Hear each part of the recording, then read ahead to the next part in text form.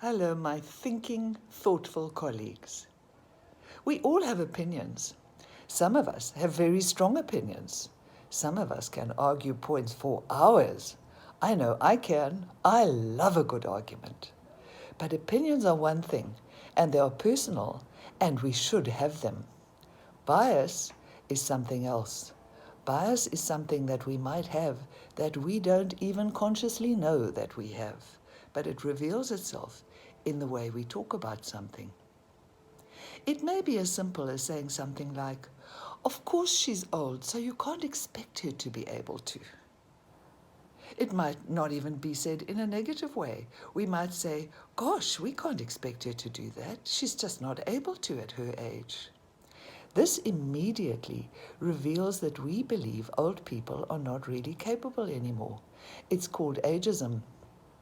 It's called bias. And it's something that we really need to guard against and make sure that we don't ever inflict on our learners. I have been completely serious when I've said that teachers are role models and influencers. And because of that role, we have to be very aware that children believe what we say and pick up on our attitudes and behaviors. We have to become acutely aware of our own personal biases and bring them out into the front of our minds and examine them so that we don't allow them to quietly present themselves in our conversations and discussions, however carefully we phrase them. Bias can be conscious, and we can know that we feel a particular way. But bias can also be unconscious, and this can be very harmful. My father was very gender biased, and I grew up in a chauvinist environment.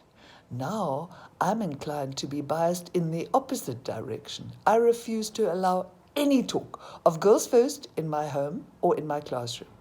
When a friend wanted to join a gay bikers club, I told him that he was very biased because he was excluding anyone who was not gay. But it isn't always that obvious. We carry bias deep within us in many different ways about many different things. There are, of course, the big ones, race and religion, and most of us are pretty aware of those. But what about the ones that are more deeply hidden? Our own personal biases about gender, politics, the COVID virus, the vaccine, culture, social norms and behavior, and the like. Often, these have been imposed on us by significant adults at times in our lives when we were most impressionable. And because we've not brought them into the light and examined them, they stay with us, hidden just below the surface, but revealing themselves in the words that we use and the attitudes that we display. Bias is often based on a stereotypical image that we hold about something, and we generally all have some degree of bias in our lives. Our biases about these things creep into our conversations. We're inclined to other things that we are not comfortable with. And just by using the us and them words, we reveal our bias. For example, I might be a vegetarian and say something like, "People who eat meat don't really care about animal rights. They eat them after all." Notice how this changes when I say it like this. People who eat meat don't really care about animal rights. We eat them, after all. There is an inclusivity here, and it does not cut out anyone. Other examples might include, "You're all free to choose your own religions," as opposed to, "We are all free to choose our own religions." Bias can often be the result of being afraid of others, or of not understanding them, their religion, culture, or political beliefs. But when we become more empathetic and try to put ourselves in their shoes, we might find it easier to understand them, and they might move from the position of being the other to being simply one of us.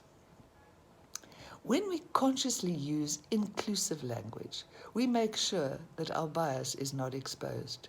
And if we find it difficult to use inclusive language, then we might need to examine our biases and try to find out the reasons that we feel the way we do. Some biases can be absolutely harmless. We might choose to wear only natural cotton or to eat only healthy foods. These are absolutely fine as long as we don't berate people who wear synthetics or who love McDonald's.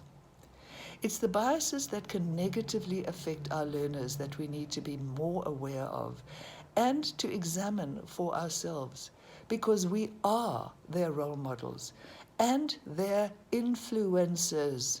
And we have to make sure that we are honoring this role and being worthy of it. On the other hand, I have a particular bias that I am not prepared to examine or to try and rid myself of.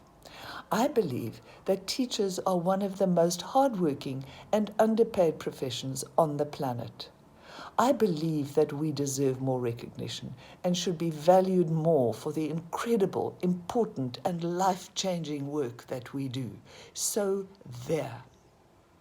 Think about your own biases, bring them into the light and examine them, and make sure that you never impose them. Except if you agree with me about teachers, then you should impose that on everyone with whom you come into contact, and as often as possible. Look after yourselves and stay safe. I'll see you again.